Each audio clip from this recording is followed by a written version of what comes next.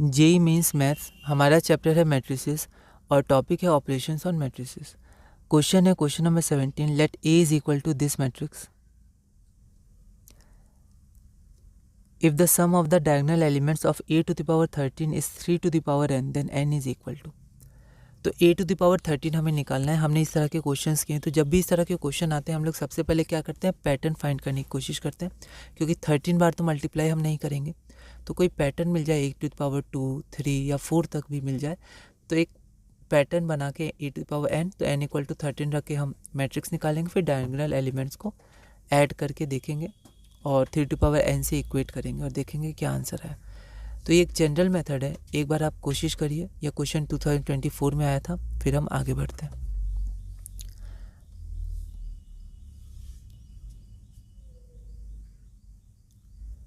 तो अगर आप यहाँ देखेंगे तो हमारे पास a की वैल्यू इतनी गिवन है, ठीक है।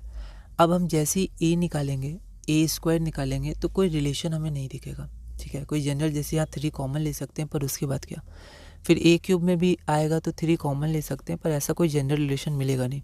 फिर a4 में भी नहीं मिलेगा, a5 में भी नहीं मिलेगा। तो हम लोग कहाँ तक बनाए, ठीक है। तो आप ध्यान दीजिए कि a टू द पावर 13 क्या होती है। तो a टू द पावर 13 को हम लोग ब्रेक कर सकते हैं a to the power 6 times a to the power 7। तो हम लोग को a टू द पावर 7 तक जाना होगा। ये थोड़ा लेंदी क्वेश्चन है, तो इसमें ये मेथड है। इसके और भी मेथड हो सकते हैं, तो आप एक बार ट्राई कर सकते हैं। पर ये मेथड में हम लोग क्या किए, a टू द पावर 7 तक निकाले, ठीक है, क्योंकि हमें कोई जनरल पैटर्न नहीं मिल रहा था। तो 7 तक ही निकाले, क्योंकि ब्रेक हो जाएगा a to the power 13 a to the power 6 times a to the power 7 में। तो a टू द पावर 13 हो जाएगा a to the power 6 times a to the power 7।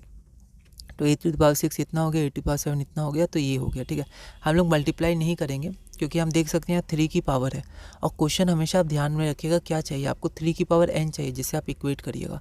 तो 3 की पावर, तो ये बेस है, तो पावर इक्वेट हो जाएगी। तो आप इसको मल्टीप्लाई नहीं करिए, ये सब कुछ चेंज कर दीजिए 3 की पावर में। तो डायगोनल एलिमेंट्स कौन से हो गए, तो a11 और a22। तो a-n-n को डायगोनल एलिमेंट्स बोलते हैं। तो यहाँ पर a11 plus a12, sorry a11 plus a22, तो ये a11 हो गया और ये a22 हो गया, ठीक है। अब यहाँ पर 27 इंटू 54 है। 27 हो गया 3 का क्यूब और 54 हो गया 2 टाइम्स 27, मतलब 2 टाइम्स 3 का क्यूब। तो 3 का क्यूब टाइम्स 3 का क्यूब, 3 का पावर 6 इंटू 2 प्लस 27 टाइम्स 27, 3 का पावर 6, 3 का पावर 6 कॉमन ले लिया, तो 3 का पावर 6 टाइम्स 3, 3 का पावर 7, ठीक है। तो कॉमन लेना बहुत ज़रूरी है, ओके। तो हमने देखा था कि कुछ कुछ ऐसे चीज़ें होती हैं जो हर क्वेश्चन में यूज़ होती हैं, ठीक है। जैसे कॉमन लेना, इक्वेशन सॉल्व करना, ठीक है, कैसे सॉल्व करके हम लोग रिक्वायर्ड वेरिएबल में इक्वेशन ला सकते हैं। तो ये सब कुछ प्रैक्टिस से हो जाएगा।